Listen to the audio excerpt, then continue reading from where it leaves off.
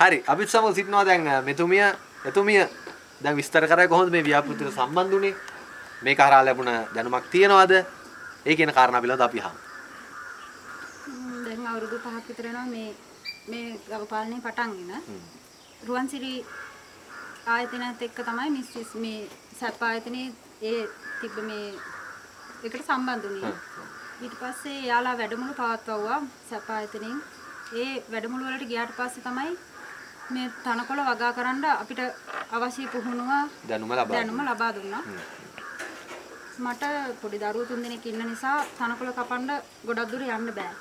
ඒ නිසා ඉතින් මේ ආයතනයට සම්බන්ධ වුණාට පස්සේ මේ ව්‍යාපෘතියට සම්බන්ධ වුණාට පස්සේ මම ගොඩක් ලොකු ප්‍රදේශයක තනකොළ වගා කරලා අද ඉතින් මේ සතු 10කට කන්න දෙන්න මට තනකොළ තියෙනවා.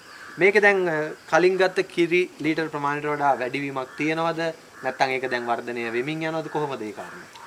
කලින් නම් කිරි බොහොම පොඩි ප්‍රමාණයක් දුන්නේ. දැන් මේ තනකොළ ප්‍රමිතියෙන් උසස් තනකොළ තියෙනවා. ඒවත් එක්ක මගේ සතුන්ගේ කිරි නිෂ්පාදනය දැන් වැඩි. ඇසොල්ලා දෙන නිසා තවත් ඒක වැඩි. දැන් ඔයාගේ බලාපොරොත්තුව මොකද දැන් කලින් තිබ්බද මේ ගව ගාලා නැත්නම් මේක අලුතෙන් හදපු එකක්ද? කලින් අතනින් අර කණුවෙන් එහා පැත්තට මම හදලා තිබ්බා මගේ තනි වියදමින්. මේ ව්‍යාපෘතියට සම්බන්ධ වුණාට පස්සේ මේ හරියෙන් මේ ටික මට හදන්න උදව් කරා. මේ මගේ ඉතිරි ආයුධ. මේ ටික. ඔව්.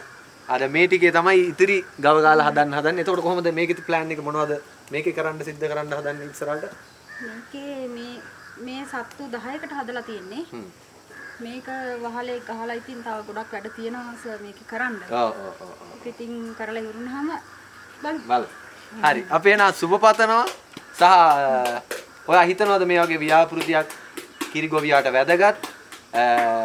මේක තුලින් මේ උදව් කිරීම මේ ආර්ථික වශයෙන් තාක්ෂණය දීලා මාකට් එක සම්බන්ධ කරලා උදව් කරන එකේ ප්‍රතිලාභ ඔයා ඔබතුමී දකින්නවද? ඒකේ යහපත් ප්‍රතිඵල. ඇත්තටම ඒ ව්‍යාපෘතියට සම්බන්ධ වුණාට පස්සේ තමයි මගේ කිරි නිෂ්පාදනය වැඩි වුණේ. මං පිටින් දෙන තනකොළත් එක්ක බලනකොට මම වගා කරපු තනකොළ වල පෝෂණය වැඩි.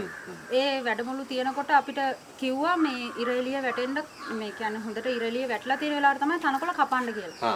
ඉස්සර අපි එහෙම නෙමෙයි තනකොළ කැපු දෙම් ගිහිල්ලා කපාගෙන එනවා. ඉතින් අපිට ඒ වැඩමුළු වලින් කිව්වා ආහාර නිෂ්පාදනය කරන්න මේ තනකොළ වල හොඳට හිරු එළිය වැටිච්චාම කියලා. එතකොට මට දැන් ඒකේ තියෙන ලොකු ප්‍රගතියක් මගේ ව්‍යාපෘතියේ සත්තුන්ගේ අවශ්‍යතා කිරි නිෂ්පාදනයනේ මගේ මූලික අවශ්‍ය මේක ඉතින් මට වැඩි දියුණු කරගෙන හොඳ නිෂ්පාදනයකට ඉතින් මම අද ගිහින් තියෙනවා. ගිහිල්ලා තියෙනවා.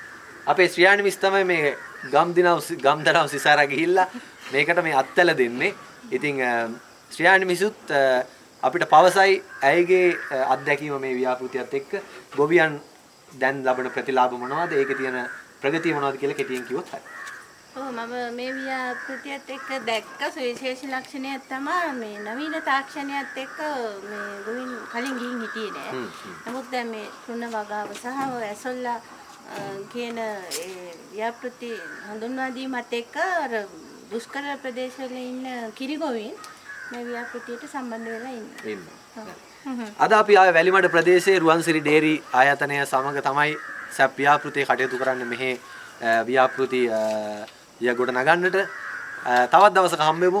අප අද ඔබට මේ කතාව ගෙනාවේ කුඩා ප්‍රමාණ කෘෂි ව්‍යාපාර සහභාගීත්ව වැඩසටහනේ කිරි ගව පාලනය දෙන තවත් අපේ ඊටාම සාර්ථක ව්‍යවසායිකාවක් සමග එනම් තවත් දවසක අපි මෙවැනිම කතාවකින් හමු වෙමු. බොහොම ස්තුතියි.